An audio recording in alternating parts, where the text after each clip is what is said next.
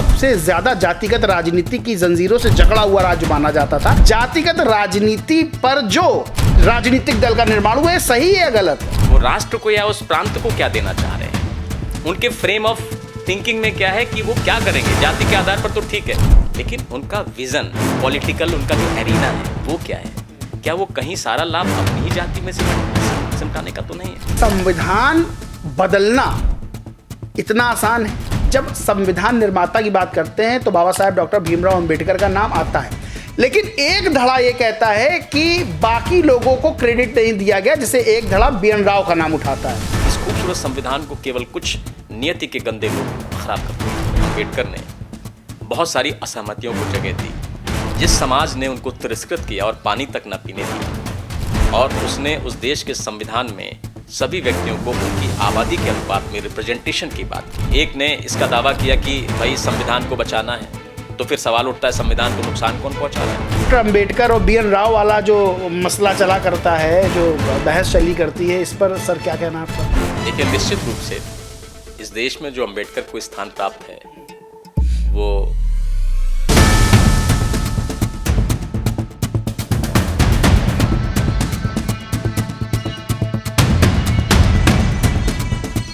नमस्कार, स्वागत है आपका TV24 नेटवर्क में और मैं हूं अजय सिन्हा। आज हमारे खास पॉडकास्ट में खास गेस्ट भी मौजूद हैं, यानी कि ज्ञान का भंडार कह सकते हैं। और आज कई तरह के सवाल हम उनसे पूछेंगे, चाहे वो वर्तमान के राजनीतिक विषय हों, सामाजिक विषय हों, आर्थिक विषय हों, और भी तमाम तरह की चीज़ें, जैसे कि बच्चे जो तैयारी कर रहे हैं सिविल सर्विसेज की, चाहे वो प्रादेशिक नौकरियों के लिए हो या फिर IAS, IPS, IRS के लिए, तो इसको लेकर भी सवाल पूछेंगे। बच्चे कैसे तैयारी करें, कैसे अपना मैनेजमेंट करें स्टडी का, और सफलता कैसे मिलेगी और सफलता के मायने क्या होते हैं। तमाम तरह के सवाल हैं, क्योंकि जब आपके गेस्ट, आपके मेहमान बहुत ज़्यादा पढ़े लिखे और बहुत ज़्यादा काबिल होते हैं, तो फिर आपके पास कई तरह के सवाल होते हैं, सवालों के भंडार होते हैं, लेकिन सारे सवाल तो नहीं पूछे जा सकते। मुख्य सवाल पूछेंगे जो हमारे दर्शकों के लिए फ़ायदेमंद हो, लाभदायक हो, और उनको इस पॉडकास्ट को सुन के लगे कि कोई बढ़िया पॉडकास्ट सुना है। तो बहुत बहुत स्वागत करते हैं अतुल सर आपका। हमारे साथ अतुल शाक्य सर हैं, ब्रेनफ्रा IAS कोचिंग है उसके संस्थापक हैं, और बच्चों को IAS और PCS के लिए और PCSJ के लिए भी पढ़ाते हैं। बहुत बहुत स्वागत है सर आपका। सर नमस्ते सर। तो आप IAS, PCS और PCSJ के बच्चों को पढ़ाते हैं और हर सब्जेक्ट का आपको ज्ञान है, तो सवाल तो बहुत हैं, लेकिन कह सकते हैं कि सवाल कुछ ज़्यादा ही हैं, और कैसे उन सवालों को एक धागे में पिरोया जाए, ये भी आज मेरे लिए बड़ा टफ रहने वाला है। तो सबसे पहले सर जानना चाहेंगे कि आप किस सब्जेक्ट को पढ़ाते हैं और आपकी जर्नी अब तक की कैसी रही है? देखिए अजय सर, सबसे पहले तो दर्शकों को सुप्रभात, नमस्ते। जो अभी आपने बात कही सिविल सर्विसेज को लेकर, दुनिया की जितनी भी बड़ी सभ्यताएं बनी हैं, और उसमें चाइना की सभ्यता हो, भारत की हो, मेसोपोटामिया की हो, किसी भी बड़ी सभ्यता के निर्माण के पीछे निश्चित तौर पर नौकरशाही का हाथ रहता है। राजा एक होता है और बिना नौकरों के राजा का काम नहीं चलता। नौकरों को तमाम देशों में अलग अलग नाम से जानते हैं।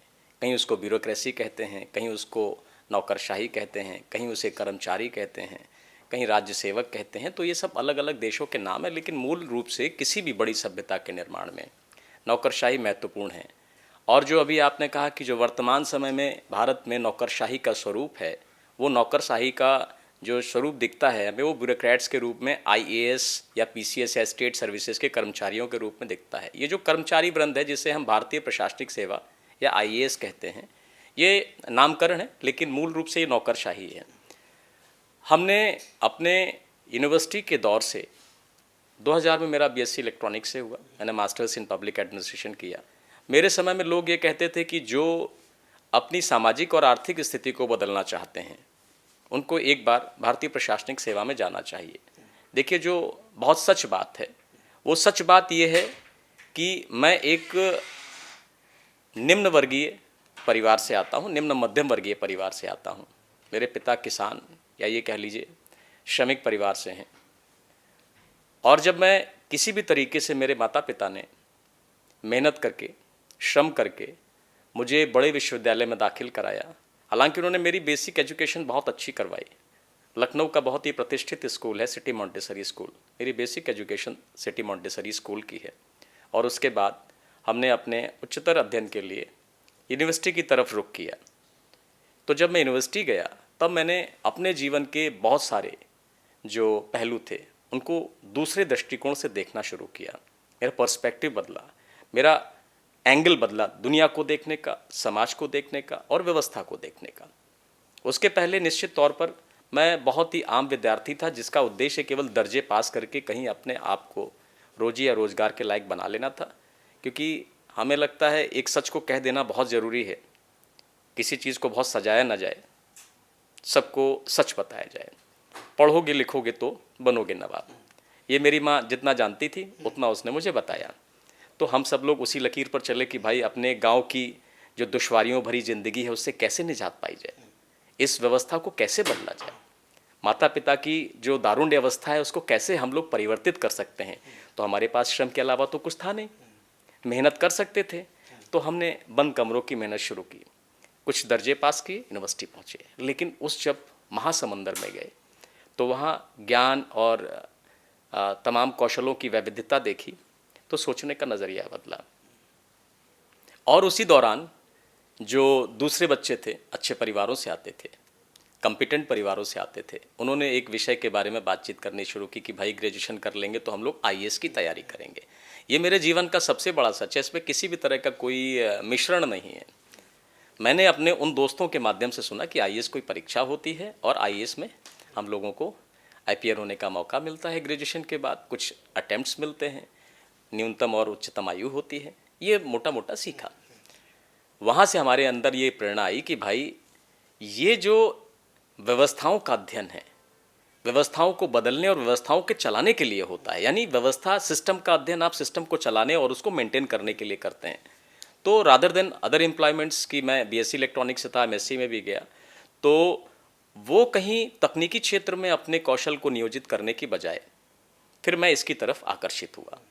ये वो जो पॉइंट ऑफ अटेंशन आप जानना चाहते हैं कि मेरी जर्नी की, मेरी प्रशासनिक जर्नी की शुरुआत उस लखनऊ विश्वविद्यालय के परिसर से हुई जहाँ पर बहुत सारे मेरे साथी इस विषय में बात करते थे। मेरे परिवार में कभी आईएएस जैसा सब्जेक्ट ना डिस्कस किया गया, मेरे पिता की ज़बान पर कभी ये शब्द नहीं था।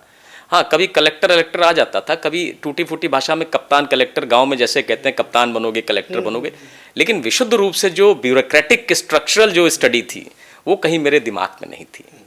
तो मैंने सुना और मेरे अंदर ये प्रेरणा आई। फिर जब आप जानते हैं जब आदमी विचार करता है तो उसके उसी अनुरूप दोस्त बनते जाते हैं, वैसा ही माहौल क्रिएट होता जाता है।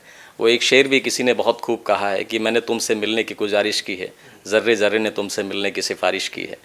तो वही हाल मेरे साथ हुआ और फिर धीरे धीरे करके इस ओर गए। फिर प्रशासनिक अध्ययन के लिए लोग कहते थे कि पब्लिक एडमिनिस्ट्रेशन एक बहुत छोटा विषय है, तब नया नया आया था। लखनऊ यूनिवर्सिटी ने 2001 और 2000 के आसपास इस कोर्स को लॉन्च किया था कि प्रशासनिक अध्ययनों में, लोक प्रशासन में पीजी डिग्री अवेल कराने लगी थी। तो हम सब का आकर्षण, हम सब जो प्रशासनिक अध्ययनों के लिए उन्मुख हुए, वो लखनऊ यूनिवर्सिटी का बड़ा आभार है। तो ये हम लोग की जर्नी थी पब्लिक एडमिनिस्ट्रेशन की तरफ और सिविल सर्विसेज की तरफ। फिर तो आज का दौर है कि जब एक संस्थान चला रहे हैं तो निश्चित तौर पर इस क्षेत्र के बारे में सामान्य लोगों से कुछ ज़्यादा तो पता हो गया है। और सभी विषयों का जो आईएएस में पूछे जाते हैं उसमें चाहे इतिहास हो, देश की अर्थव्यवस्था हो, देश का भूगोल हो, वैश्विक परिदृश्य हो, समसामयिकी हो और राजव्यवस्था हो, इनके बारे में सामान्य अध्ययन तो आ ही जाता है। जी सर, आप बच्चों को पढ़ाते होंगे तो बच्चे अब बहुत तमाम सब्जेक्ट से पढ़ते होंगे, कोई आर्ट साइड से, उसमें आर्ट में भी कई विषय होते हैं, कोई साइंस से, कोई कॉमर्स से, तमाम तरह के स्ट्रीम से बच्चे आते होंगे। पहले माना जाता था कि सिविल सर्विसेज ज़्यादातर आर्ट साइड के बच्चे देते हैं, जिन्होंने बीए या एमए किया हुआ, हिस्ट्री, ज्योग्राफी, पॉलिटिकल साइंस, इन सब चीज़ों से, इकोनॉमिक्स इनसे पढ़ा हुआ है, वो देते हैं। लेकिन अब अगर हम रिजल्ट उठा के देखते हैं, अब जो सिविल सर्विसेज के रिजल्ट आते हैं उसमें ज़्यादातर इंजीनियर, ज़्यादातर डॉक्टर, यानी कि जो सब्जेक्ट दूर रहे, जो जिस सब्जेक्ट को पढ़ने वाले बच्चे सिविल सर्विसेज दूर रहते थे, अब उन्हीं का बोलबाला हो गया है रिजल्ट में। ऐसा बदलाव अचानक क्यों आ गया कि इंजीनियरिंग करने के बाद कोई आईआईटी से इंजीनियरिंग करे, कोई एम्स से डॉक्टरी पढ़े, लेकिन बाद में वो सिविल सर्विसेज का एग्जाम देता है और वो जो है टॉप कर जाता है या पास हो जाता है, और आर्ट साइड के जो बच्चे हैं वो अब लगातार संघर्ष कर रहे हैं। देखिए, we are living in the power society. हम लोग ताकत से बने हुए समाज में रहते हैं, और ये कहिए कि समाज ही ताकत के दम पर बना हुआ है। नहीं, किसी एक परिवार को बिना ताकत के पिता नहीं इकट्ठा कर सकता, इतना बड़ा समाज कैसे इकट्ठा होगा। तो एक बात तो हमको माननी चाहिए कि we are living in the power society. अब ये जो पावर है ना, पावर समय के साथ साथ डिफाइन और रीडिफाइन होती रहती है। उसी के हिसाब से देश में जो इंटेलेक्चुअल होता है वो अपनी डेस्टिनी तय करता है। एक समय वो था जिस समय हमें ब्यूरोक्रेटिक स्ट्रक्चर में जाने की परमिशन नहीं थी। मैं बहुत पहले लेके चलता हूँ आपको। भारत में जो सबसे बड़ा यार दुनिया का सबसे बड़ा साम्राज्य बना वो मौर्यन एम्पायर है। मौर्यन एम्पायर में ब्यूरोक्रेसी का विशिष्ट स्थान था, या पूरा का पूरा इतना बड़ा जम्बो द्वीप या मौर्यन एम्पायर बना, वो अपनी विशिष्ट और बहुत ही लाक्षणिक नौकरशाही के दम पर बना, जिसमें अमात्य होते थे, महामात्य होते थे, रज्जुक होता था। तो आईएएस अधिकारी जैसी संकल्पना उस समय थी, मंत्रियों जैसी संकल्पना थी, तीर्थ हुआ करते थे, विभागों के प्रमुख हुआ करते थे। तो ये जब सब अधिकारी हुआ करते थे तो वो मौर्यन एम्पायर कोई राजा नहीं चलाता था, मौर्यन एम्पायर ये अधिकारी वर्ग चलाता था। बड़े 18 अधिकारियों की लिस्ट मिलती है। तो ये पारिभाषिक मेरिट बेस्ड था। आजकल तो मंत्रियों के निर्वाचन के लिए कोई मिनिमम योग्यता नहीं है, लेकिन मैं ज़रूर आपके पॉडकास्ट पे एक हवाला ज़रूर दूंगा, न्यूज़ 24 के जितने भी दर्शक हैं, साथी हैं, कि उस समय मंत्रियों के चयन के लिए उपधा परीक्षण होता था, टेस्ट होता था, तब वो बनते थे अपने विभागों के प्रमुख या मंत्री। इस समय ऐसी कोई व्यवस्था नहीं। तो इसलिए चूंकि मेरिट बेस्ड था शासन को चलाने के लिए, तो ये मान सकते हैं हम लोग कि उस समय लोगों ने नौकरशाह बनने के लिए पढ़ाई की होगी, तभी तो उनका परीक्षण होता था। तो उस समय देखिए, जिस समय पावर सोसाइटी बिल्कुल डिफाइंड थी कि ब्यूरोक्रेसी चरम पे थी, ब्यूरोक्रेसी में ही ताकत थी, तो लोग ब्यूरोक्रेसी के लिए पढ़ाई करते थे, अच्छे लोग ब्यूरोक्रेसी में जाना चाहते थे। फिर एक दौर आया जब ये खत्म हुआ, खंड खंड हुआ, धीरे धीरे करके छोटे छोटे राज्य बनने लगे। तो छोटे छोटे राज्यों में पावर डिस्ट्रीब्यूट हुई, डिसेंट्रलाइज्ड हुई। तो डिसेंट्रलाइज्ड स्टेट में जिन चीज़ों की ज़्यादा ज़रूरत थी उस तरफ लोग गए। उसमें देखिए विद्वानों की बहुत वैल्यू बढ़ी, बहुत सारे स्कॉलर्स आने लगे, बहुत सारे नए राइटर्स। तो जो प्री मेडिवल हिस्ट्री तक आते हैं तो आप देखेंगे कि बहुत सारे छोटे छोटे साम्राज्य आगे, भारत खंडों खंडों में विभाजित हो गया। तो वहाँ पर केवल ये योग्यता नहीं रह गई पढ़ाई लिखाई मात्र एक स्कॉलिस्टिक सब्जेक्ट समझा जाने लगा। यहाँ पर ताकत आ गई, जो आपकी फिजिकल फोर्सेज हैं, तलवार है, धनुर्धरी है, आप कितना ज़्यादा अच्छे योद्धा हैं। तो युद्ध कौशल में लोगों ने अपने आप को नियोजित करना स्टार्ट किया। आप पूरा देखिए, जितना राजपूताना है, जो राजस्थान का एरिया है और इसके आसपास है, मराठे हैं, यहाँ सबसे ज़्यादा योग्य कौन माना जाता था? जो सबसे बड़ा योद्धा होगा, तो उसकी योग्यता उसकी युद्ध नीति या उसकी युद्ध रणनीति या उसके व्यक्तिगत शारीरिक कौशल से तय होती। तो लोगों ने शारीरिक कौशल बनाना चालू कर दिया, लोग दंड बैठक लगाने लगे, लोग कहीं ना कहीं फिजिकल रिहर्सल करने लगे। लेकिन आप फिर से देखिए, फिर जैसे निजामत बदली, फिर शासक बदला, शासन का चरित्र बदला मध्यकाल में, वैसे ही योग्यता अलग हो गई। अब आप जब जैसे ही गुलाम वंश देखते हैं या मध्य पीरियड की स्टार्ट देखते हैं, मध्यकालीन की स्टार्टिंग देखते हैं, उस समय योग्यता को क्या प्रश्रय मिला होगा? क्या वीर लोगों को प्रश्रय मिला होगा? चूंकि आप गुलामी की तरफ चले गए थे। जब प्रश्रय नहीं मिला तो भारत में स्कॉलिस्टिक अप्रोच बिल्कुल ख़त्म हो गई। तो भारत के लोगों ने, जो विद्वान थे, उन्होंने नई प्रणाली अपना ली, और वो प्रणाली अपना ली बाबर के बाद में। जब हम लोग देखते हैं बाबर ने जब स्टेबलाइज किया, अकबर ने हिंदी डिपार्टमेंट की स्थापना की, तो बहुत सारे भारतीय जो ग्रंथ थे उनका विदेशी भाषाओं में अनुवाद, फारसी में अनुवाद, तुर्की में अनुवाद। ये क्यों? बहुत सारे भारतीय स्कॉलर्स जितने थे उसमें सूरदास, कबीरदास, सूरदास के समकक्ष और भी बहुत सारे राइटर, तुलसीदास जी, ये सब उसी काल के सब लोग हैं जिन्होंने भारतीय भाषाओं को विदेशी भाषाओं में कन्वर्ट किया, भारतीय ग्रंथों को कन्वर्ट किया। क्यों? विदेशी शासकों को भारत पर शासन करने के लिए भारत के मौलिक चरित्र को जानना बहुत ज़रूरी था। तो इस चरित्र को कैसे जान सकते थे? जो भारत के बारे में प्रचारित किंवदंतियाँ हैं, जो साहित्य है। तो हम लोग ये सोचते हैं उन्होंने बहुत अच्छा काम किया, जबकि उन्होंने अपने शासन की आवश्यकता के हिसाब से भारत के मूल चरित्र इतिहास को जानने की चेष्टा की। और जब भारतीय स्कॉलर पढ़ता है उसे, तो हमारा पॉइंट ऑफ एंगल अलग होता है, हमें लगता है नहीं वो बहुत अच्छे लोग थे। नहीं, उन्होंने अपने शासन की आवश्यकता के लिए हमारे विषय में कि ये लोग कौन हैं, कैसे रहे हैं, इनके पुरखे कैसे रहे हैं, तो ये जानने की उनकी ज़्यादा चेष्टा थी। तो बहुत सारे भारतीय जो विद्वान थे वो लेखक बने। आप देखेंगे एक दौर था, अब लेखक नहीं बनते ज़्यादा, क्यों नहीं, अब दौर बदल गया, अब IT प्रोफेशनल बनेंगे। तो भारत का आज का युवा किधर जा रहा है, जहाँ उसको नियोजन मिल जाए, जहाँ उसको लाइफ जीने का एक बहुत ही अच्छा तरीका मिल जाए, एक व्यवस्थित तरीका मिल जाए। तो सिन्हा सर ये बिल्कुल तय है, ज़रूरत के हिसाब से लोग अपने गोल सेट करते हैं। गोल सेटिंग किसी भी राष्ट्र में, उस राष्ट्र में उपलब्ध अधिकतम अपॉर्चुनिटीज़ जो होती हैं वो वही तय करती हैं। डॉक्टर और मेडिकल और IIT की बात जहाँ आपने की, पहले सिविल सर्वेंट्स 1853 के बाद जब भारत में ICS का आगमन हुआ, पहली परीक्षा हुई, सत्येंद्रनाथ टैगोर जो थे, रविन्द्रनाथ टैगोर जी के भाई, वो पहले ICS बने। उस समय से देखिए, उस समय ICS कौन बनता रहा होगा। अब चूंकि परीक्षा इंग्लैंड में होनी है, तो भारत का कोई छोटा मोटा किसान या श्रमिक तो उसके बारे में सपना ही नहीं देख सकता। तो पहली बात तो बिल्कुल क्लियर है कि जो उस समय का गोल सेट रहा होगा ICS बनने का, वो किसी किसान और मजदूर का सपना नहीं हो सकता। तो राजे रजवाड़े और सामंत और विशेष कृपा पात्र लोग, यही लोग ICS या इनके बच्चे ही ICS का सपना देख सकते थे। धीरे धीरे करके अंग्रेजों ने भारत में एक लिबरल एडमिनिस्ट्रेशन की स्थापना की, उदारवादी। इसके पहले भारत के प्रशासन में कुछ सीमित जातियों को ही प्रश्रय मिलता था, प्रिविलेज मिलता था, प्रिविलेज थे। लेकिन अंग्रेजों की सरकार ने, एक तो भारतीय जो बॉटम लाइनर हैं, जो भारत के डिप्रेस क्लास, उनके साथ एक तो उनकी कृपा ही है कि उन्होंने उनको मेन स्ट्रीम में लाने की भरसक कोशिश की।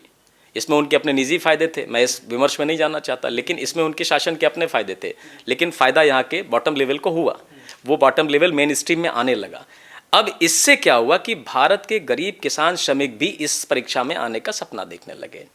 अब आप देखिए कि भारत के बहुत सारे ऐसे 1-2 नाम नहीं है स्कॉलर्स के, मैं नाम नहीं लूँगा क्योंकि बड़े सोफिस्टिकेटेड नाम हैं, उनमें एक नाम जरूर ले लूँगा। डॉक्टर BR अम्बेडकर जी का नाम ले सकते हैं कि उनको भी इसी व्यवस्था ने, ब्रिटिश व्यवस्था ने ही उनकी रिकग्निशन की और उनको पूरी अपॉर्चुनिटी दी, और आज वो भारतीय संविधान के शिल्पकार के रूप में पूरे भारत में ही नहीं दुनिया में ख्याति प्राप्त करता है। तो अब इससे क्या मिला, इससे भारत के जो बॉटम लाइनर्स हैं उन लोगों को देश की सबसे प्रतिष्ठित सेवा में जाने का मौका मिला। इसके पहले जो डॉक्टर और इंजीनियर थे ये पावरफुल हुआ करते थे, इनका समाज में बड़ा रिस्पेक्ट था, इनका समाज में रिस्पेक्ट और पावर दोनों, क्योंकि ये लोग कहाँ से आते थे सर, ये लोग आते थे एलीट क्लास से।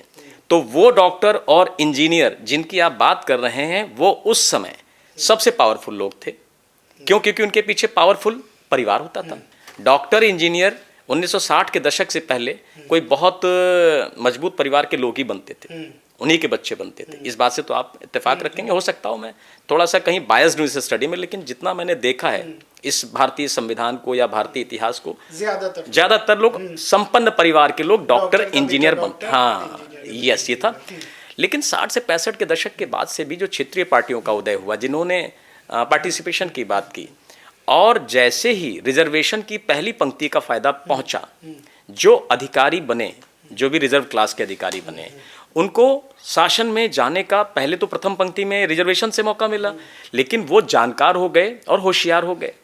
उनकी समझदारी सिस्टम के साथ बढ़ती चली गई। तो अब एक ऑफिस में कलेक्टर का बेटा भी कलेक्टर की परीक्षा में बैठता था, और उसी ऑफिस के चपरासी का बेटा भी कलेक्टर को देखकर अपने बेटे को IAS में अपीयर कराने का हौसला कर बैठा।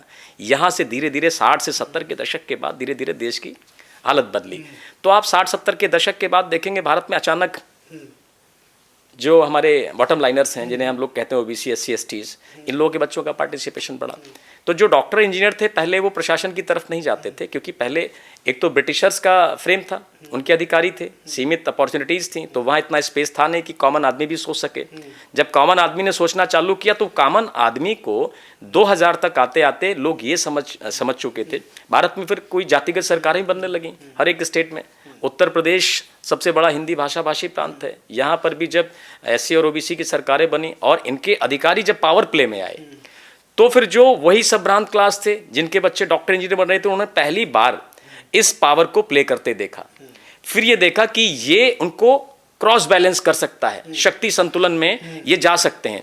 तो ये जो नई क्लास आ रही है, जो डॉक्टर इंजीनियर बनने के बाद, इसमें बहुत सारी पहली जो सोच थी, वो पहली सोच ये थी कि जो बॉटम लाइनर्स ऊपर अपफ्रंट पे आ रहे थे, भारतीय प्रशासन में आ रहे थे, मुख्य तलों पर आ रहे थे, नीति निर्माण के तलों पर आ रहे थे, उनको भी बैलेंस करना था। तो वो उधर से एक जो बाढ़ थी वो फिर से IAS PCS की तरफ धकेली गई, क्योंकि उनके पास इतना पैसा होता है कि वो पहले राउंड में अपने बच्चे को आईएएस कराने से पहले इंजीनियरिंग और मेडिकल करवा लें, यानी मान के चलिए 1-1.5 करोड़ का खर्चा है, मोटा मोटा मान लेते हैं ना, इतना खर्चा बियर कर लें और तब आईएएस की तरफ लाएं। लेकिन जो अब हल्कू का बेटा है भारतीय सभ्यता में, हल्कू के बेटे के पास तो धोने निचोड़ने के लिए कपड़े नहीं है, वो एक बार किसी तरह ग्रेजुएशन करता है और अपने उसी रन में चाहता है कि हम आईएएस की तैयारी कर लें, 2-4 साल बेचारा तैयारी करता है और आईएएस हो जाता है, और उसकी जो दीन दारुण अवस्था होती है बदल जाती है, वो दूसरों के लिए एक लैंडमार्क हो जाता है। यही तो व्यवस्था देखी हम लोगों ने, आपने भी देखी, आप भी उसी व्यवस्था का अंग है। तो वो जो सिस्टम बना बैलेंस, चेक बैलेंसेस का, वो इसी तरह चलता है सोसाइटी में कि पहले जो डॉक्टर इंजीनियर एलीट क्लास से आते थे वो इस तरफ रुख नहीं करते थे।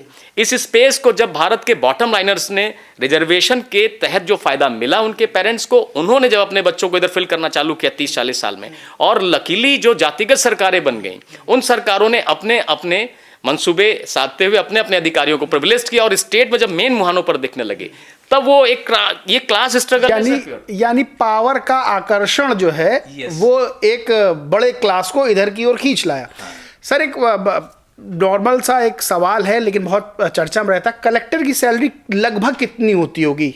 अच्छा, हाँ, कितनी होती होगी? लगभग 1.5 लाख के आसपास से स्टार्ट करते हैं, सब भत्ते मिलाकर। सब भत्ते 1,35,000, 1,45,000 भत्ते में 1,70,75,000, 1,70,75,000 हर महीने की तनख्वाह होती है एक कलेक्टर की। जी जी। कलेक्टर वो जो पूरा जिला रन करा रहा है। अब अगर हम एक आईआईटीएन को उठा के देखें, उसका मेरे ख्याल से आईआईटीएन का, मानिए आईआईटी खड़गपुर का कोई है, उसका पहला प्लेसमेंट ही इससे ज्यादा सैलरी पे होगा डेफिनेटली। लेकिन वो जब देखता है कि कलेक्टर के पास असीमित पावर है, वो पूरा जिला रन करा रहा है, जिले का नायक है, और वो आईआईटीएन जब जाता है, तो मेरा सवाल ये है कि पैसा तो उसको मिल रहा है, कलेक्टर से अच्छी लाइफ भी देखा जाए, सुकून भरी लाइफ आईआईटीएन की है, क्योंकि कलेक्टर के पास तो तमाम तरह की टेंशन होती है जिले की, लेकिन वो उस टेंशन को लेता है, कम सैलरी पे आता है, पावर का आकर्षण है। तो सवाल यह है कि क्या वो पावर, वो जो देख रहा है, वो पॉजिटिव वे में देख रहा है या निगेटिव वे में देख रहा है? अलग अलग लोगों के लिए अलग अलग एस्पेक्ट है, क्योंकि दोनों तरह के लोग हैं। कोई अपनी लाइफ, मैंने कई उदाहरण देखे हैं जो अमेरिका में नौकरी कर रहे थे, अमेरिका की नौकरी छोड़ के वो सॉफ्टवेयर इंजीनियर छोड़ के आए, यहाँ सिविल की तैयारी की, बाद में आईपीएस बन गए, यानी कि और प्रेशर वाली जॉब उन्होंने की। तो क्या ये जो पावर होती है ये, क्योंकि सवाल इसलिए खड़ा होता है जब हम सिविल सर्विसेज की बात करते हैं, जैसे आपने कहा कि ननकू का बेटा, उसके पास ना पहनने को ना धोने को, वो किसी तरह मेहनत करता है और मानिए वो आईएएस या आईपीएस बन जाता है। यहाँ दो तरह के समाज होते हैं। अगर जातियों की बात करें, धर्म की बात करें, तो जाति धर्म को जो चलन में हम लोग मानते हैं उसको हटा दें तो दो तरह के समाज है, एक शोषित और एक शोषण करने वाला। अब यहाँ पर जो शोषित है, जो बन गया, मानिए सिविल सर्विसेज पास करके बन गया, आईएएस आईपीएस कुछ बन गया, अब वो क्या होगा, वो शोषित समाज से निकला हुआ बच्चा वो पहुंच जाएगा शोषण करने वाले समाज में।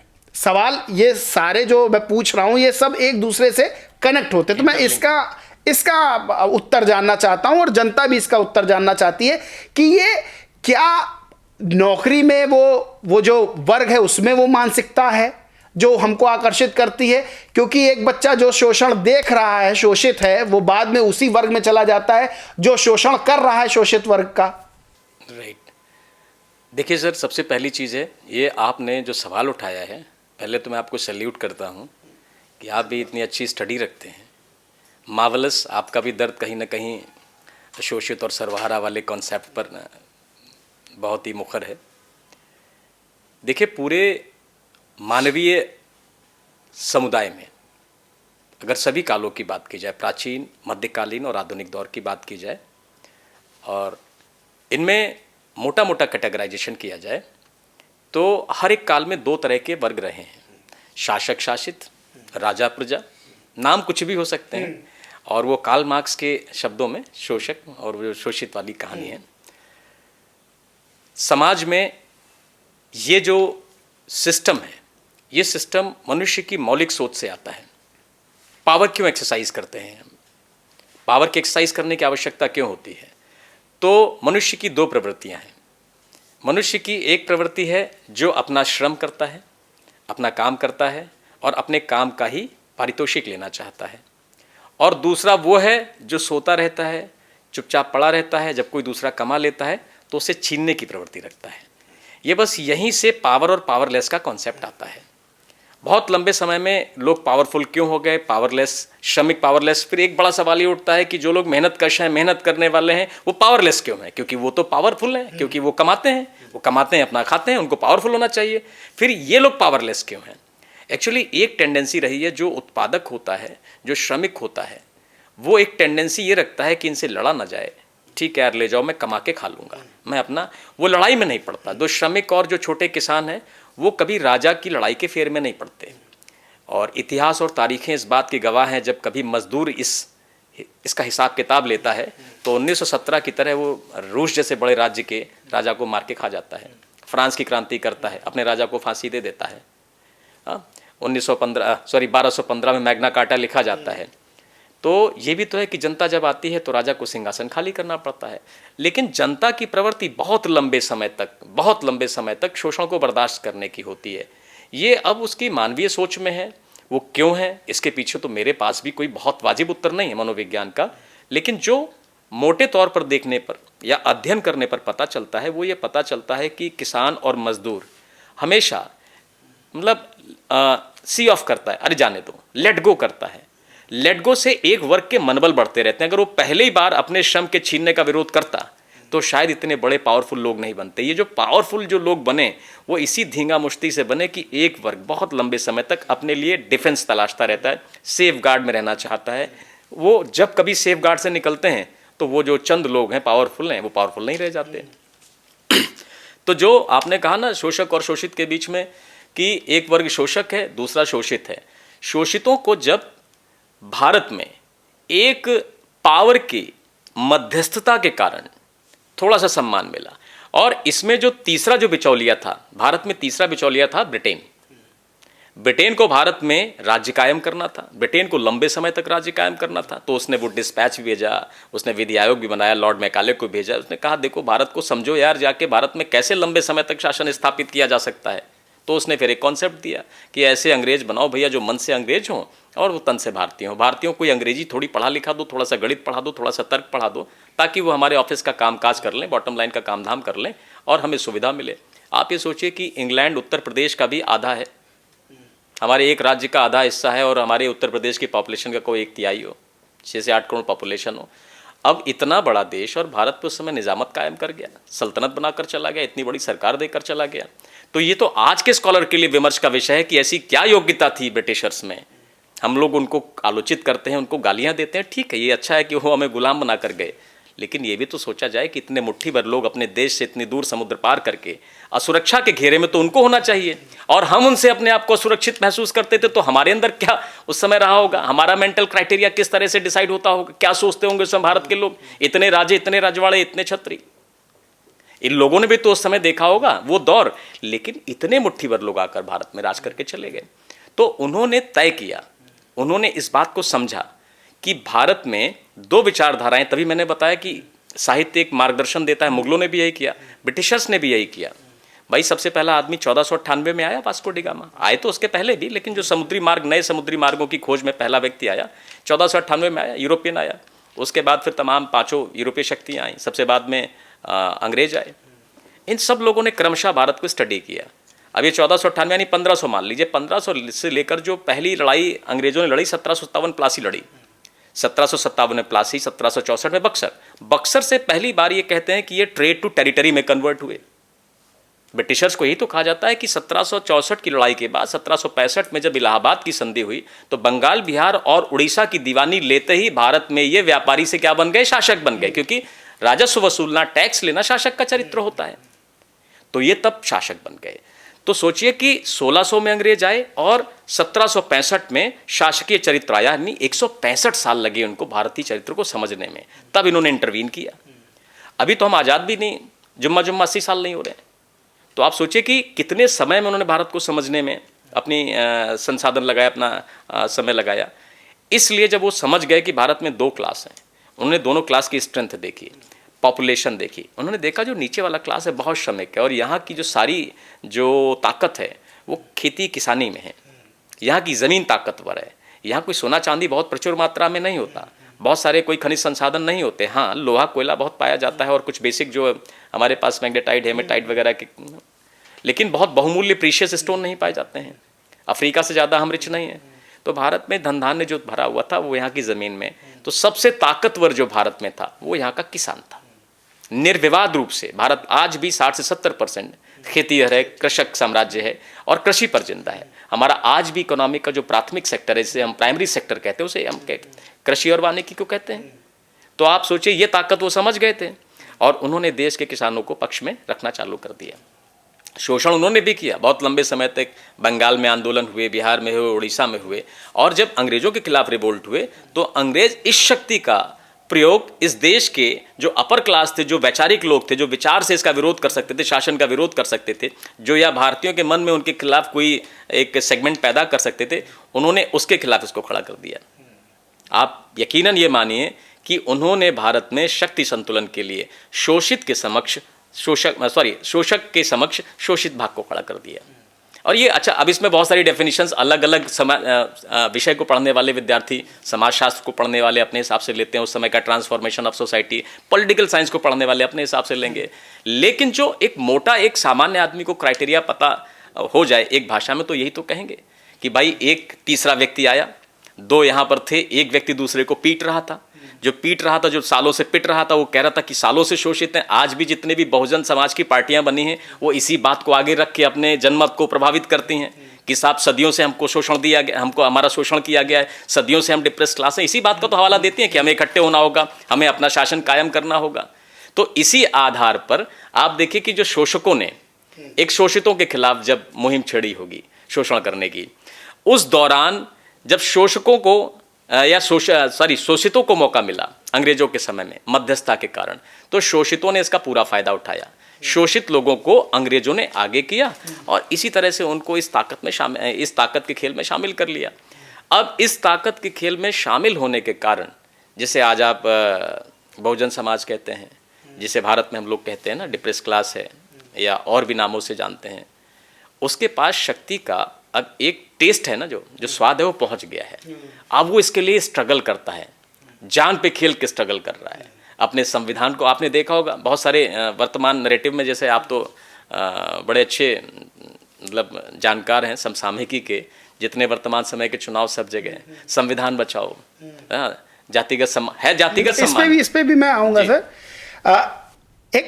जो बच्चे तैयारी कर रहे हैं तो उनको बड़ा एक सवाल जो है फैसिनेट करता है कि आईएएस ज़्यादा पावरफुल होता है या आईपीएस? अच्छा, ये हाँ, अधिकतर बच्चे को पूछते तैयारी करने वाले भी जो नई तैयारी कर रहे हैं, क्योंकि होता क्या है कि कहीं ना कहीं वो बहुत आकर्षित होते हैं, तभी इस तरह सिविल की तैयारी करने की शुरुआत वो करते हैं। लेकिन कंफ्यूजन होती है, आईएएस भाई आईपीएस को एक वर्दी पहने व्यक्ति को तो आदमी बहुत पावरफुल मानता है, लेकिन आईएएस की पावर्स क्या होती हैं? राइट, देखिए जो हमारे यहाँ प्रशासनिक मशीन की संरचना है, जो ऑर्गेनाइज्ड स्ट्रक्चर है भारतीय प्रशासन का, उसमें विभागीकरण किया गया है, डिपार्टमेंटाइजेशन है, क्योंकि ये पोर्टफोलियो सिस्टम बहुत पहले से लॉर्ड कैनिंग के समय 1861 में इसको लागू किया गया था भारत में। तब से सभी एक तरह के कार्यों के लिए एक अलग निकाय बना दिया गया है और उसका एक नाम दे दिया गया है। तो जो पुलिस विभाग है, जितनी भी पुलिसिया काम होते हैं, लॉ एंड ऑर्डर वाले काम होते हैं, उनको मेंटेन करने के लिए एक विभाग बनाया जिसे पुलिस डिपार्टमेंट कहते हैं। इसी तरह से जो रेवेन्यू डिपार्टमेंट है, राजस्व को कलेक्ट करना या राजस्व से संबंधित जो विवाद हैं उसका निस्तारण करना, मजिस्ट्रेटिव पावर भी, क्योंकि देखिए जो डीएम है, पहले उसको डीसी कहते थे, डिस्ट्रिक्ट कलेक्टर होता था, तब उसके पास मजिस्ट्रेटिव पावर नहीं होती थी।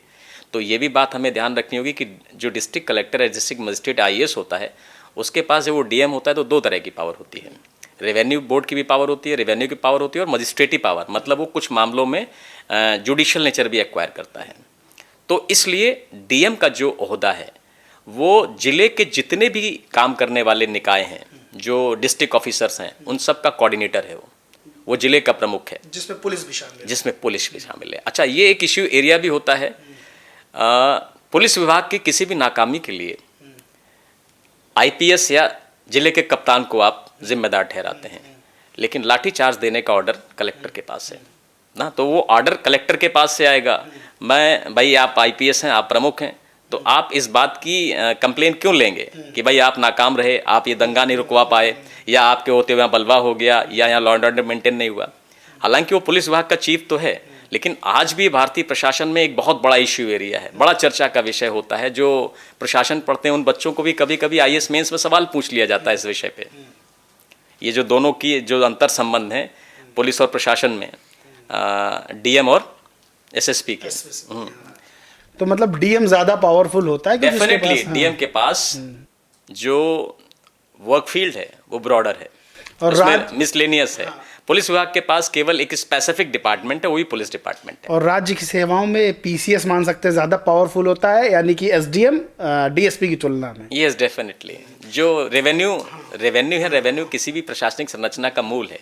आप देखिए इनकम जहाँ पर आएगी, अब ये बात मतलब ऑफ द वे है कि जो राजस्व का स्रोत होता है, पैसे का जो स्रोत होता है, वो हमेशा स्वमेव ही पावरफुल होता है। अच्छा, एक इस वक्त बहुत बहस छिड़ी हुई है देश में। देखिए, संविधान का जो मुद्दा था वो लोकसभा चुनाव में बहुत चला। विपक्ष ने कहा कि बीजेपी संविधान बदल देगी अगर 400 पार उसकी सीटें आती हैं और हम संविधान बचाएंगे।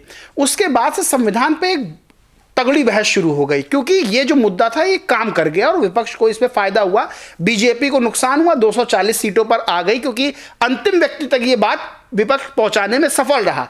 और जहां संविधान की बात आई वहां खासतौर से दलित, शोषित, वंचित, अल्पसंख्यक, आदिवासी, पिछड़ा, अति पिछड़ा, सबने मिलकर विपक्ष को भर भर के वोट दिया। अब यहां पर एक सवाल ये खड़ा होता है कि संविधान बदलना इतना आसान है, क्योंकि संविधान संशोधन होते रहे हैं और कई हो चुके हैं आज़ादी के बाद से। संविधान बदलना इतना आसान है? मैं बहुत सरल शब्दों में संक्षेप में जानना चाहूँगा कि जनता को मेरी समझ में आए, जो दर्शक है।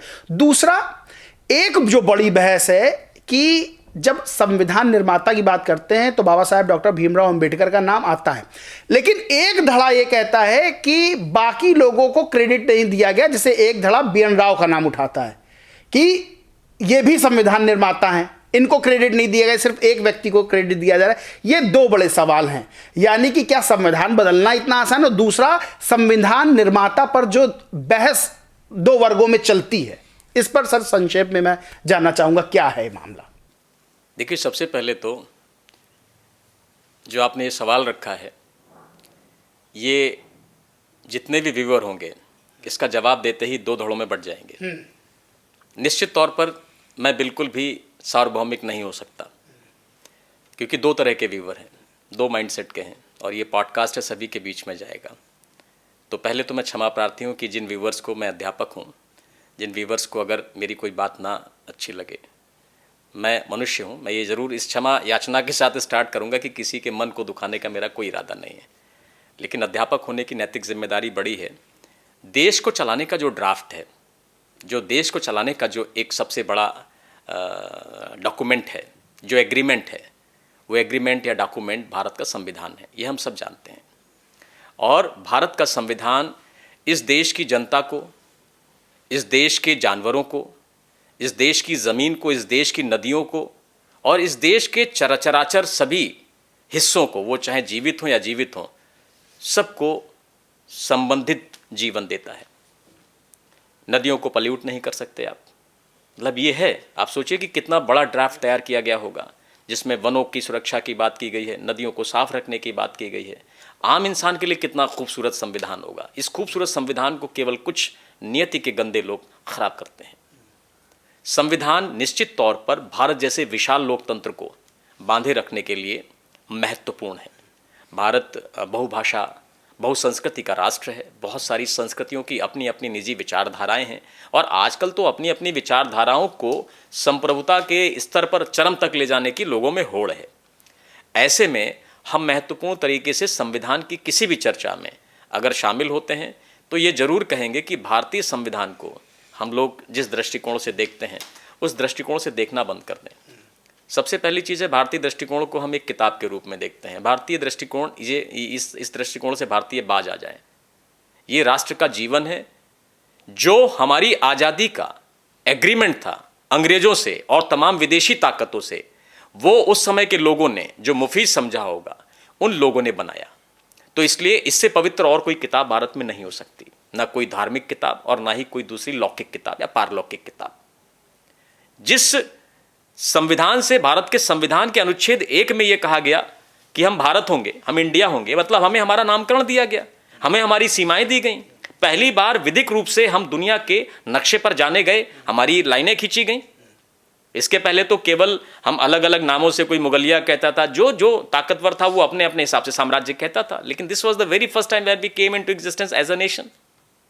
लीगली हमें डिक्लेयर किया गया ये हमारी सीमाएं हैं, ये आपका तंत्र होगा, और हमने सरकार का रूप एक्वायर किया कि ये एक यूनिफॉर्म फॉर्मेट होगा। और उस फॉर्मेट को आज अगर हम डिफॉर्म करना चाहें या कोई ताकतें उसको डिफॉर्म करना चाहें, कुत्सित प्रयास है, ये गंदा प्रयास है। अब आप तब के समय से आज के समय तक जो हमने विकास किया है, उस विकास में इस किताब को आप कितना समीचीन पाते हैं ये मैं नहीं जानता, लेकिन भारतीयों को जो आज की स्थिति में हम देखते हैं वो केवल और केवल इस किताब की वजह से देखते हैं। वजह ही ये किताब है, ये आज़ादी है, आज़ादी का डॉक्यूमेंट है वो।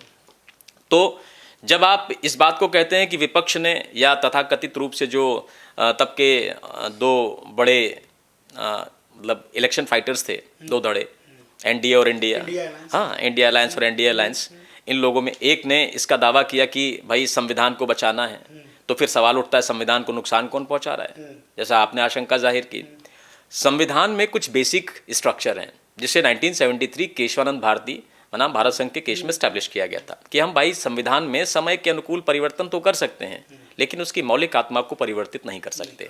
उसमें सुप्रीम कोर्ट ने तमाम अपने क्रमशः अलग अलग समयों पर दिए गए निर्णयों में कई सारी चीज़ों को बेसिक स्ट्रक्चर में माना है।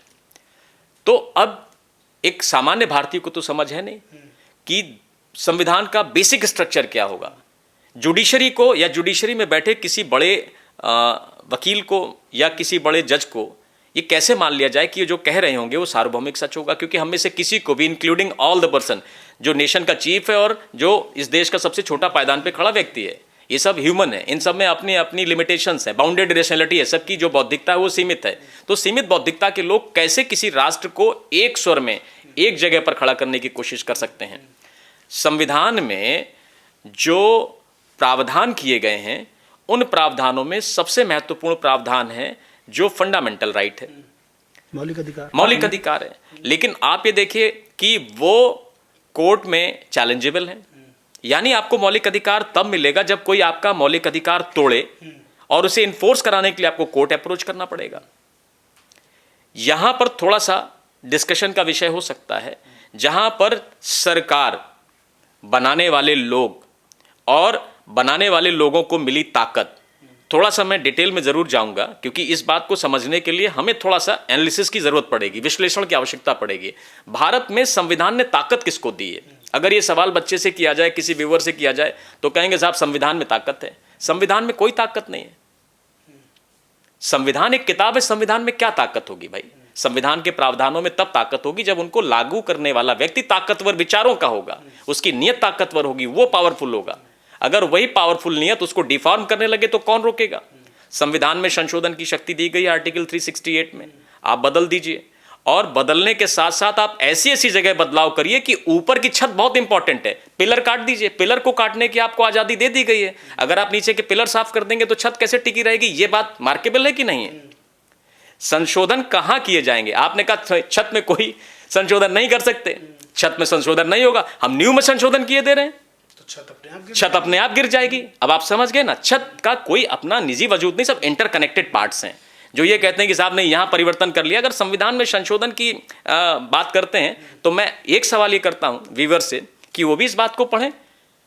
मौलिक अधिकार, अगर कोई हमें जान से मारने का प्रयास करता है, मुझे किसी से जान का खतरा है, तो मुझे कोर्ट जाना पड़ेगा, और कोर्ट जाने के लिए संविधान ने केवल 2 क्लॉज छोड़े हुए हैं, आर्टिकल 226 और आर्टिकल 32।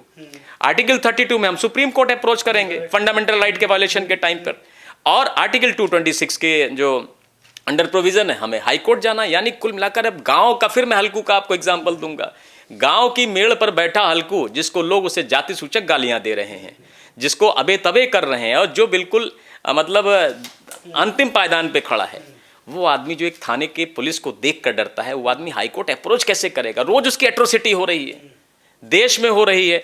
हर चौराहे पर डे आपके लखनऊ में हर चौराहे पर आदमी अपनी बोली लगाता है 8 घंटे के लिए 500-500 रुपए में। क्या सरकार को अभी भी नहीं समझ आता?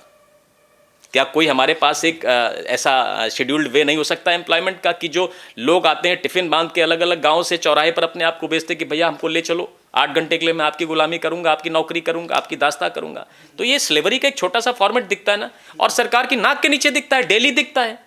और सरकारें अगर संवेदनहीन हो जाएं, सरकारों को अपनी सरकार बनाने का या अपने दल के ऑफिसेस बनाने का, उनको डेकोरीफाई करने का, भारत जैसे गरीब देश में दलों ने अपने ऑफिसेस बनाने की होड़ मचा रखी है, पैसा खर्च करने की होड़ मचा रखी है, कॉर्पोरेट लेवल के ऑफिस बन रहे हैं। मेरा जो विमर्श है भारत की जनता से, ये मेरा विमर्श है कि जिस देश में गरीबी आज भी व्याप्त हो, 40-45% बीपीएल हो, इन बीपीएल के होते हुए सरकारें या सरकारों में बैठे हुए राजनीतिक दल अपने आप को डेकोरीफाई कैसे कर सकते हैं? क्या ये उनको नैतिक जिम्मेदारी है? पहला तो विमर्श ये है।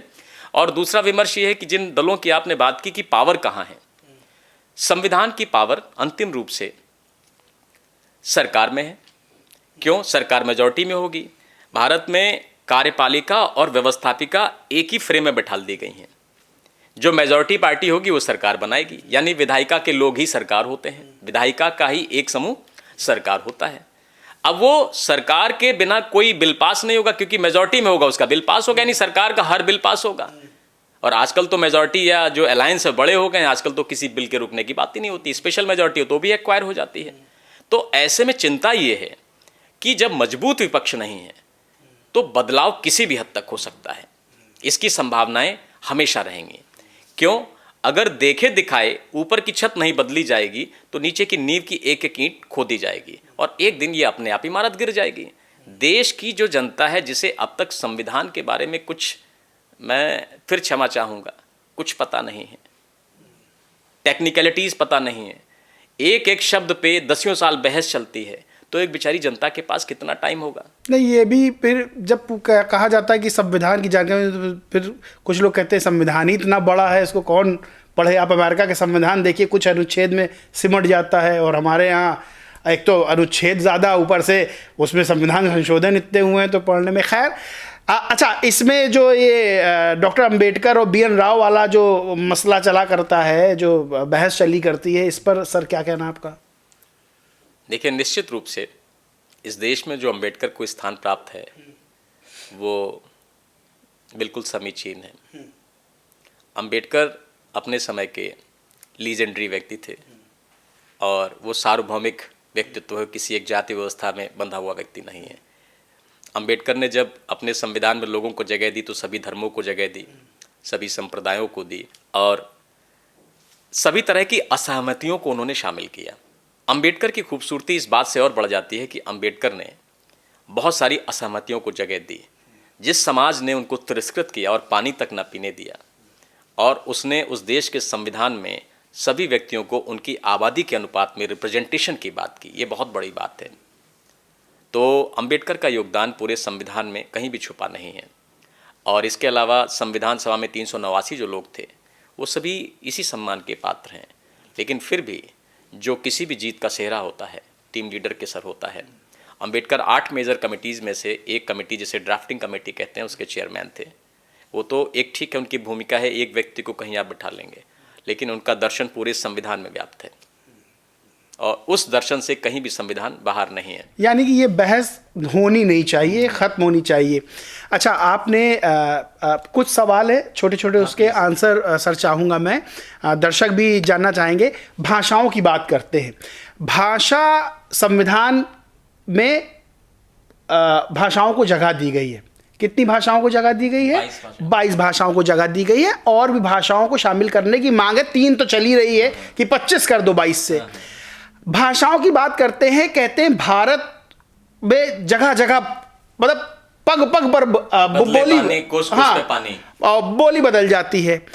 ये हमारे देश के लिए फायदेमंद है या नुकसानदेह? क्योंकि महाराष्ट्र में आप देखते हैं मराठी ना बोलो तो हिंदी भाषी पे अत्याचार, साउथ में आप जाइए तो साउथ वालों में नॉर्थ की भाषा बोलने वालों में या हिंदी पट्टी वालों में आपको भेदभाव दिखेगा। तो ये जो पग पग पर हम लोग की बोली बदल रही है, जो इतनी भाषाएं, ये फायदेमंद है या नुकसानदेह है? क्षेत्रीय संस्कृतियों को जो भी उनकी विशेषताएं हैं, उनके संबंध में पूरी तरह से संविधान भी आज़ादी देता है कि वो अपनी भाषा को, अपनी संस्कृति को अनुरक्षित कर सकते हैं, संरक्षित कर सकते हैं। तो इस लिहाज से तो सभी को अपनी भाषा, बोली, संस्कार और संस्कृति को बचाए रखने का अधिकार है, अक्षुण्ण रखने का अधिकार है। ये उनका नैसर्गिक अधिकार है। यहाँ ज़रूरत देश को एजुकेट किए जाने की है।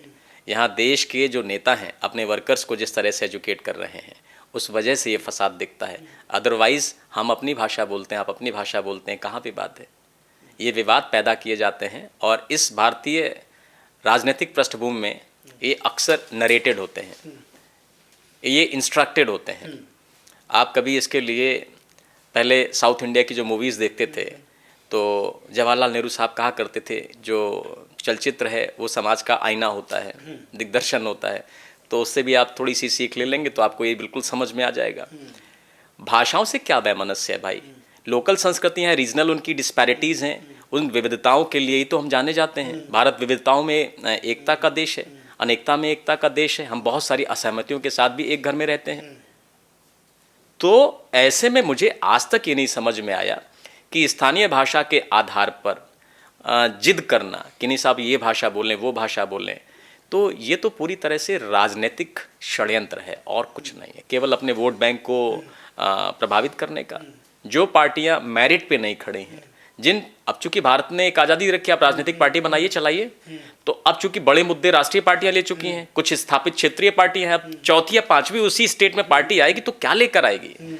तो वो मुद्दे उतने ही स्पेसिफिक होते चले जाएंगे और आने वाले समय में क्या होगा कि ये मुद्दे गली कूचे के मुद्दों पर आने, कोई धर्म का, कोई जात का, कोई भाषा का, गली का भी होगा, और फिर आगे रंग का, फिर कद का। और देखिए अमेरिका जैसा देश, वहां श्वेत अश्वेत का वो चलता है, जबकि भगवान ने, ईश्वर ने सबको दो हाथ दो पैर दिए। अच्छा, सबसे बड़ी चीज ये है कि इसी से निकल के आता है जो आपने कहा कि राजनीतिक दल अपने अपने मुद्दे लेकर अपनी अपनी राजनीति चमकाते हैं। जातिगत राजनीति की मैं बात करूंगा। अभी बिहार में चुनाव हुए, बिहार सबसे ज्यादा जातिगत राजनीति की जंजीरों से जकड़ा हुआ राज्य माना जाता था, लेकिन इस बार यह माना जा रहा है कि जातिगत राजनीति पे वोट ना पड़ के दूसरे मुद्दे पे वोट पड़ गया, या इस तरह की चीजें हुई जो कई लोगों की स्टडी कह रही है और कई लोग इसके खिलाफ भी हैं। सबको स्वतंत्रता है।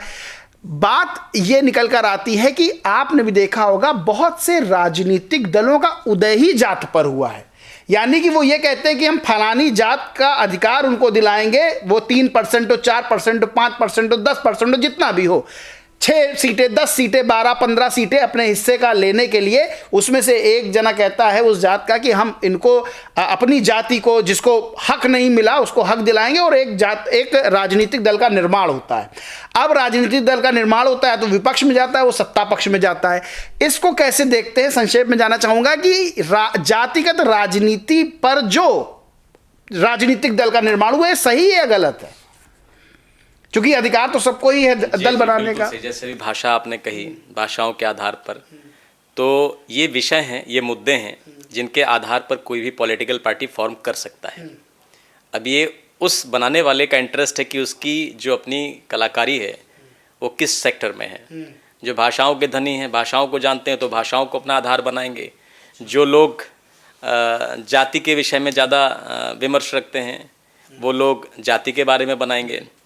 ऐसे में सबसे महत्वपूर्ण ये है कि जो जाति आधारित दल हैं उनकी आप जो फंक्शनैलिटी है उसको चेकआउट करें, और उसको चेकआउट करने के बाद वो जाति के आधार पर भले ही अपना बेसिक वोट इकट्ठा करें, लेकिन उनके एजेंडे क्या हैं? पार्टी तो जाति के आधार पर गठित कर ली, उनका मैनिफेस्टो क्या है? मैं इसके खिलाफ नहीं हूँ कि आप जाति के आधार पर पार्टी ना गठित करिए, हर एक जाति अपनी अपनी पार्टी कर ले, अपनी पार्टी बना ले, लेकिन मेन एजेंडा है उनका, मैनिफेस्टो क्या है, वो राष्ट्र को या उस प्रांत को क्या देना चाह रहे हैं, उनके फ्रेम ऑफ थिंकिंग में क्या है कि वो क्या करेंगे। जाति के आधार पर तो ठीक है, मान लीजिए मैं किसी एक एक्स जाति से आता हूं तो मेरा बेसिक वोट बैंक वही होगा, मजबूरी है मेरी कि मैं पहले अपने जाति वालों को इकट्ठा करूंगा। तो पहली लाइन तो वो है कि जाति आधारित पार्टियां होना कोई बुरी बात नहीं है, लेकिन उनका विजन पॉलिटिकल, उनका जो एरिना है वो क्या है? क्या वो कहीं सारा लाभ अपनी ही जाति में सिमटाने का तो नहीं है? ये बुरा है। बुरा राजनीतिक दल बनाना नहीं है, बुरा ये है कि दलीय सोच के बावजूद भी जातिगत एफिनिटी रखना, जातिगत जो पूर्वाग्रह है वो नहीं होना। जाति का स्वाभिमान होना और जाति का पूर्वाग्रह होना दो अलग अलग चीज़ें हैं। तो वो जो पूर्वाग्रह है वो खतरनाक है, और जातिगत स्वाभिमान तो हर व्यक्ति है, अपने अपने कुल में जन्म लेता है, तो वो अपने कुल के प्रति रखता है। समय एक बहुत बड़ा मुद्दा है, मुद्दे तो वैसे कई हैं, लेकिन एक मुद्दा ये भी बड़ा खास है, वन नेशन वन इलेक्शन। अब विपक्ष और सत्ता पक्ष दोनों इस धड़े में बटे बटे नजर आते हैं, और सत्ता पक्ष ये आरोप लगाता है कि विपक्ष भी कभी यही मांग करता था वन नेशन वन इलेक्शन हो जाए। अब इसमें अगर उठा के देखें तो जो बड़े राजनीतिक दल हैं उनको तो फायदा सीधा दिखाई देता है, क्योंकि जब लोकसभा और विधानसभा और पंचायत के चुनाव एक साथ होंगे, जाहिर सी बात है लोकसभा के मुद्दे विधानसभा और पंचायत के मुद्दों पर हावी रहेंगे। लेकिन इससे नुकसान किसको है, और क्या ये ठीक है देश के लिए? क्योंकि चुनाव का खर्च भारत के लिए कहते भी हैं कि हर 6 महीने पर कहीं किसी ना किसी राज्य में चुनाव होता रहता है, तो एक ही बार में चुनाव करा के निपटा दिया जाए। इसको कैसे देखते हैं? संक्षेप में आंसर चाहेंगे सर आपका। वन नेशन वन इलेक्शन देश के लिए कदापि ठीक नहीं है, कतई ठीक नहीं है, क्योंकि जिस सरकार के, केंद्रीय सरकार के कार्यकाल में आया जाएगा वही सरकार इस पर कब्जा कर लेगी। क्योंकि वन नेशन वन इलेक्शन में जैसे ही ये बिल पास होगा, जैसे ही ये कानून बनेगा, तो आप अच्छी तरह जानते हैं कि मैं अभी एक दल की यात्रा देख रहा हूँ, दूसरे दल की यात्रा देख चुका हूँ। एक तरफ मैडम गांधी खड़ी हैं और दूसरी तरफ हमारे आदरणीय प्रधानमंत्री जी खड़े हैं, तो दोनों ही एक ही टक्कर के नेता हैं। निर्विवाद रूप से वो इंदिरा गांधी की टक्कर ले रहे हैं, ऐसा माना जाता है, ऐसा लोग शायद मानते हैं वर्तमान समय में। फिर भी बेबाक तरीके से ये ज़रूर कहना चाहूँगा कि वन नेशन वन इलेक्शन जिस सरकार के समय में आएगा वो सरकार तानाशाही इस देश में कायम कर देगी। जिस भी सरकार में आएगा, वो कांग्रेस में आए तो कांग्रेस इसका मिसयूज़ करेगी, और अगर वो बीजेपी के समय में आएगा, कारण क्या है? जैसे ही वन नेशन वन इलेक्शन होगा, अभी आपने निर्वाचन आयोग देखा ही है, वो जो सरकार मशीन में है ना, जिसका सरकारी होल्ड है, एक तरफ बाकी दल लड़ेंगे और एक तरफ पूरी सरकार और पूरे राष्ट्र की और पूरे प्रांतों की सरकार एक खेम लड़ेगी, एक दल की लड़ेगी। वो दल हो गई है। इस समय जितनी भी संवैधानिक मशीनरी है, इंक्लूडिंग पार्लियामेंट और तमाम चीज़ें, तमाम संवैधानिक बड़े आयोग, तमाम संवैधानिक पदाधिकारी, इवन इन सुप्रीम कोर्ट भी हम लोग देखते हैं कि पॉलिटिसाइजेशन, बहुत ही राजनीतिकरण बड़े उच्च स्तर पर हो रहा है। अब तो विधायिका भी राजनीतिकृत खेमे में नज़र आती है, राजनीतिक भाषा बोलती है। कभी कभी बहुत बड़े बड़े जो जिम्मेदार जज हैं, वो जिम्मेदार जज भी कहीं ना कहीं अप्रोक्ष रूप से फेवर करते नज़र आते हैं। तो आप ये सोचिए कि अगर ये वन नेशन वन इलेक्शन जिस सरकार के समय में लॉन्च होगा, और मैं परिणाम नहीं जानता, मैं केवल एक कयास लगा रहा हूँ कि जो सिटिंग गवर्नमेंट होगी वो राष्ट्र में तानाशाही कायम कर लेगी, और निश्चित तौर पर इसके दुष्परिणाम बड़े होंगे। क्षेत्रीय दल खत्म हो जाएंगे, असहमतियों को जगह मिलनी बंद हो जाएगी, और राष्ट्रवाद के नाम पर बहुत सारी छोटी छोटी संस्कृतियां और बहुत सारे छोटे छोटे विचार किल हो जाएंगे। सर आखिरी सवाल है हमारा, चूँकि आप सिविल के बच्चों को पढ़ाते हैं, और सिविल की तैयारी देश में बहुत बड़ा वर्ग करता है, यानी बहुत बड़े, और ख़ास तौर से जिन बच्चों के पास डॉक्टरी या इंजीनियरिंग करने के संसाधन नहीं है। वैसे तो पढ़ाई अब अच्छी कीजिए, एडमिशन हो जाएगा, लेकिन शुरुआत से भी संसाधन बहुत से बच्चों के पास कम रहते हैं, तो उनके पास एक आशा रहती है। तो जो भी सिविल सर्विसेज की, चाहे वो IAS हो, PCS हो या PCSJ की तैयारी कर रहे हो, उनको क्या आप सुझाव देना चाहेंगे?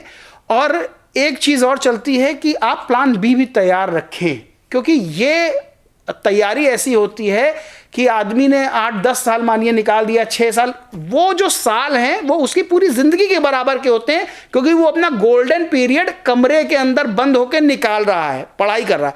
और अगर मानिए आधे नंबर से रुक गया या 1 नंबर से रुक गया, तो वो वहीं खड़ा हो जाता है आके, जो 10 साल पहले जहां से तैयारी कर रहा था। हाँ, उसको ज्ञान ज़रूर हो जाता है, लेकिन जब तक 4 पैसे जेब में नहीं आएंगे, जब तक नौकरी नहीं होगी, तब तक इंसान रोटी कैसे खाएगा, परिवार कैसे चलाएगा, शादी कैसे करेगा?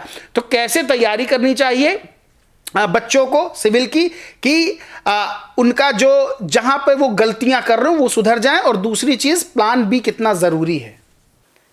जो भी देश में IAS की तैयारी करने वाले बच्चे हैं, जो विद्यार्थी हैं, जो एस्पायरेंट हैं, उनको आज के प्रतियोगितात्मक माहौल में अगर मैं बात करूं, जिस तरह का कॉम्पिटिटिव एनवायरनमेंट है, तो as soon as early they start it's better. जितनी जल्दी वो स्टार्ट करें क्लास 8 से, अब तो होड़ लग गई है। बहुत सारे जो सजग गार्जियन हैं कक्षा 8 के बाद से ही उनकी दिशाएं तय करने लगे हैं। बहुत सारे लोग अपने जो मनोवैज्ञानिक काउंसलर्स हैं उनसे भी परामर्श लेते हैं कि उनका रुझान तो इस दिशा में है, तो क्या वो इस दिशा को या सिविल सर्विसेज को किस तरीके से परस्यू कर सकते हैं। 9th 10th 11th 12th ये 4 साल आपके लिए बहुत ही मार्मिक है और ये बहुत ही महत्वपूर्ण है। इन्हीं 4 सालों की पढ़ाई आपकी आधारशिला है सामान्य अध्ययन की। यकीनन पूरे दावे से जितनी भी किताबें आजकल पढ़ाई जा रही हैं विभिन्न बड़े प्रतिष्ठित कोचिंग संस्थानों में, छोटे कोचिंग संस्थानों में, उनकी रिकमेंडेशन एनसीईआरटी जा रही है। ये तो आप भी जानते हैं कि they are going to advise you start with NCERT batch चलने लगे हैं अब तो कुल मिलाकर अभी सच तो पूरे भारत के सामने आ ही गया है कि जो मोटी मोटी किताबें थी वो केवल कंपाइलेशन है कक्षा 8 से लेकर या कक्षा 9 से लेकर कक्षा 12 तक की सभी किताबों का। उतना ही विज्ञान, उतना ही सामान्य अध्ययन, वही ईवीएस है, इनके कंपोनेंट हैं, इतना ही पढ़ लेंगे तो ये जो स्टैटिक पोर्शन है, जो सिविल सर्विसेज के जो प्रीलिम्स और मेंस एग्ज़ाम की अगर मैं सिलेबस वाइज बात करूं तो प्रीलिम्स में जो फर्स्ट पेपर है जिससे कट ऑफ तय होता है, क्योंकि सेकंड पेपर तो क्वालिफाइंग है, 33% चाहिए आपको सीसैट में, तो जो फर्स्ट पेपर है, फर्स्ट पेपर वाले में 7 जो कंपोनेंट यूपीएससी की वेबसाइट पे दी गई हैं, उन 7 कंपोनेंट्स में 4 कंपोनेंट लगभग स्टैटिक है, जिसमें इंडियन हिस्ट्री है, ज्योग्राफी है इंडिया और वर्ल्ड की, इंडियन इकोनॉमी है, इंडियन पॉलिटी है। इसके अलावा इकोलॉजी और एनवायरनमेंट वाला पहले पोर्शन ज्योग्राफी के साथ पढ़ाया जाता था, लेकिन आजकल बढ़ती महत्व के उसकी जो बढ़ती महत्व है उसके कारण उसको थोड़ा सा अलग करके पढ़ा जाता है। तो इनमें जो भी सिलेबस है वो इन्हीं किताबों से तो बदलेगा तो नहीं, जो बायोलॉजी में दिया वो वैसे ही रहना है, इकोलॉजी एनवायरनमेंट। तो बच्चे को बड़ी चतुराई और समझदारी से अपनी तैयारी करनी चाहिए और तैयारी के कई कंपोनेंट बनाने चाहिए। सिविल सर्विसेज के सिलेबस को कैटेगराइज करना बहुत ज़रूरी है कि कौन सा स्टैटिक पोर्शन है। बुद्धिमानी जो स्टैटिक पोर्शन उसको as early as you start, शुरुआत में जब आपको आईएएस करना है तो पहले आप स्टैटिक पोर्शन देखो। स्टैटिक पोर्शन है वो इतिहास है, वही ज्योग्राफी है जो स्टैटिक पोर्शन है, पॉलिटी के जो स्टैटिक हिस्से हैं जो डायनेमिक नहीं है उनको स्टार्ट कर दो आप। वो कक्षा 8 9 10 जहाँ मिले वहाँ से स्टार्ट करो। तो सबसे पहले जो बच्चे या जो गार्जियन अपने बच्चों को सिविल सर्विसेज की तैयारी कराना चाहते हैं वो खुद भी सिविल सर्विसेज के सिलेबस पर एक गहरी नज़र जरूर डालें, क्योंकि आपका लड़ाई का मैदान वो सिलेबस है, दुनिया भर की बातें नहीं जो हम लोग करते हैं, विद्वतापूर्ण बातें हैं। ये हम सब लोग बहुत ही मतलब एक लेवल पर नहीं, कम हम लोग कम पढ़ के आए होंगे तब भी इस सिस्टम में रहते रहते कुछ समझदार हो गए, तो हमारी समझदारी से बातें नहीं तय होनी है जो बच्चा नया आ रहा है उसकी समझदारी से। तो उनकी समझदारी के लिए वो जितनी जल्दी स्टार्ट करेंगे और एनसीईआरटी के साथ या बेसिक किताब के साथ स्टार्ट करेंगे, कक्षा 9 10 11 12 को सजगता से पढ़ेंगे, उनकी आईएएस की तैयारी हो जाएगी। अब आईएएस की तैयारी में बचता है समसामयिक पोर्शन, और वो आपके चारों तरफ आप सजग रहिए, न्यूज़ को पढ़ते रहिए, लेकिन न्यूज़ को पढ़ने का तरीका आना चाहिए। तो एक लंबे समय में आपको करंट अफेयर्स को डायग्नोज करना आ जाएगा, क्या आपके मतलब का है, क्या मतलब का नहीं है। पिछले साल के प्रश्न पत्रों को हमेशा, हर साल का प्रश्न पत्र भले ही आप देने जाएं चाहे ना देने जाएं, लेकिन पिछले सालों के प्रश्न पत्र को हमेशा देखते रहिए। वो आपको आपके पूरे प्लेग्राउंड का मैप देते हैं कि इसमें कहाँ कहाँ आप कैसे कैसे अपने आप को प्लेस करते हैं। तो वो आपको एक ग्राफ देता है पूरे सिलेबस का कि पूरे सिलेबस में से किन किन क्षेत्रों से ज़्यादा चीज़ें बार बार पूछी जाती हैं। तो एक जनरल आइडिया आपका हो जाता है कि भाई सिलेबस बहुत बड़ा है, कहाँ कहाँ से पूछा जाएगा। तो एक आप आदतन एक अभ्यस्त हो जाते हैं कि जहाँ से, अच्छा यहाँ से तो लगातार पूछा जा रहा है, तो वो पोर्शन उस पर लगातार नज़र बनाए रखना। और अगर कोई वेरिएशन आता है तो भी लगातार कॉन्टिन्यूस आप विगत सालों के प्रश्न पत्र देख रहे हैं तो आप वो भी देख सकते हैं, उन बदलावों पर भी आपकी नज़र रहेगी। तो वहाँ भी आप फ्रूटफुल तरीके से अपने आप को बदल सकते हैं कि भाई क्या चेंज हो रहा है लगातार, साल दर साल कैसे इस एग्ज़ाम का नज़रिया चेंज हो रहा है। तो ये सब कुछ बेसिक बातें हैं। सिविल सर्विसेज में ऐसी कोई बात नहीं है जो बहुत विशिष्ट हो। मैं बिल्कुल आपके ओपन फोरम पर कहना चाहता हूँ, ये परीक्षा हाई स्कूल के सदृश परीक्षा है, इससे बड़ी परीक्षा नहीं है। फिर आप पूछेंगे, आपका अगला सवाल आएगा कि फिर ये इतना टफ क्यों माना जाता है। इसमें टफनेस केवल नंबर ऑफ कंपटीशन में जो शामिल होने वाले एस्पायरेंट्स हैं, एस्पायरेंट्स की संख्या के कारण है। इसके कंटेंट के हिसाब से कोई इसमें बहुत बड़ा कंपटीशन नहीं है। भाई आपसे कक्षा 9 से लेकर 12 तक की जो ईवीएस है, साइंस है, उसी पर बेस्ड क्वेश्चन होते हैं। और करंट अफेयर्स थोड़ा सा, चूंकि अब आप इतनी बड़ी प्रतियोगी परीक्षा में शामिल हो रहे हैं तो मैच्योरिटी की तो आपसे उम्मीद की ही जाएगी कि आप देश और दुनिया के बारे में सजग तरीके से नज़र रखें। तो वो कोई बहुत बड़ी बात नहीं है। बड़ी बात है गोल सेटिंग। आप गोल बनाते हैं और गोल के अकॉर्डिंग आपकी जब स्ट्रेटजी बनती है, स्ट्रेटजी में जब आप पूरी तरह से मिनी प्लान्स बनाते हैं, स्टडी आवर्स बनाते हैं और रेस्टिंग आवर्स बनाते हैं, उसके साथ साथ अपने सेहत पर ध्यान रखना बहुत ज़रूरी होता है। एंटरटेन करना अपने आप को बहुत ज़रूरी होता है, क्योंकि आपने बताया पहले ही लंबे समय में आदमी फ्रस्ट्रेट हो जाता है। तो अपने आप को रिक्रिएट करना भी आना चाहिए और इसको बहुत दिल पे नहीं लेना चाहिए। इसे एक सामान्य पैटर्न की तरह लेना चाहिए और हमेशा जैसा दूसरे रोजगारों के साथ करता है, एक बी प्लान लेके चले अपना। जो जिस फील्ड से आ रहा है उसका बी प्लान ले। बिजनेसमैन है तो ये बिजनेस रखे, और अगर कोई दूसरा प्रोफेशनल है तो टीचिंग साइड जा सकता है, या जो हमारे जैसे कोचिंग चलाने वाले हैं उन्होंने बी प्लान तैयार कर रखा था तो कहीं टीचिंग में एडजस्ट हो गए, नहीं किसी स्कूल में तो प्राइवेट चला रहे हैं। अगर नहीं प्राइवेट चला पाते तो डेफिनेटली हम भी लोग किसी स्कूल या किसी संस्थान में जाते हैं। तो इस तरह की तैयारियाँ करके रखनी चाहिए। और कभी भी बहुत सारे ऐसे अभ्यर्थी हैं, उनके लिए मेरा एक आखिरी मैसेज है कि सिविल सर्विसेज को दिल पे लेकर ना चलें, ये हमारी ज़िंदगी है। तो ये थे हमारे साथ अतुल शाह के सर। वैसे सवाल तो अभी भी बहुत सारे हैं, लेकिन समय कम रहता है तो सवालों को कम करना पड़ता है, एक धागे में पिरोना पड़ता है। अतुल सर ने बताया, चूँकि अतुल सर सिविल के बच्चों को पढ़ाते हैं, उन्होंने बताया कि कैसे तैयारी करें। यानी कि माँ बाप को चाहिए कि 8वीं से ही बच्चे की तैयारी कराना शुरू कर दें, क्योंकि एनसीईआरटी की बुक्स होती हैं वो 8 से ही शुरू हो जाती है। 9, 10, 11, 12 पढ़ाएं। और सबसे बड़ी चीज़ है कि शुरू से तैयारी करेंगे तो नींव जब मजबूत हो जाएगी तो फिर आगे जाकर जो कठिनाइयों का सामना करना पड़ता है वो नहीं करना पड़ेगा। प्लान बी ज़रूर तैयार रखें, क्योंकि कभी कभी आप बहुत तैयारी करते हैं लेकिन सफलता नहीं मिलती है। तो अगर सफलता ना मिले तो आपके पास एक प्लान बी तैयार रहना चाहिए। दूसरी चीज़, इंटरटेन खुद को ज़रूर करें। ऐसा ना हो कि किताबों में उलझे रहें और बाकी दिन दुनिया भूल जाएं। और अतुल सर ने और भी समसामयिक मुद्दों पर बताया, वन नेशन वन इलेक्शन को लेकर, चाहे वो संविधान को लेकर तमाम तरह की चर्चाएं हों कि संविधान बदला जा सकता है कि नहीं बदला जा सकता है, और भी कई चीज़ों बात हुई। तो कैसी बातचीत लगी कमेंट करके ज़रूर बताएं। वीडियो अच्छा लगा हो तो लाइक करके शेयर करें, और चैनल को सब्सक्राइब नहीं किया तो सब्सक्राइब करके बेल आइकन भी ज़रूर दबा लें। धन्यवाद।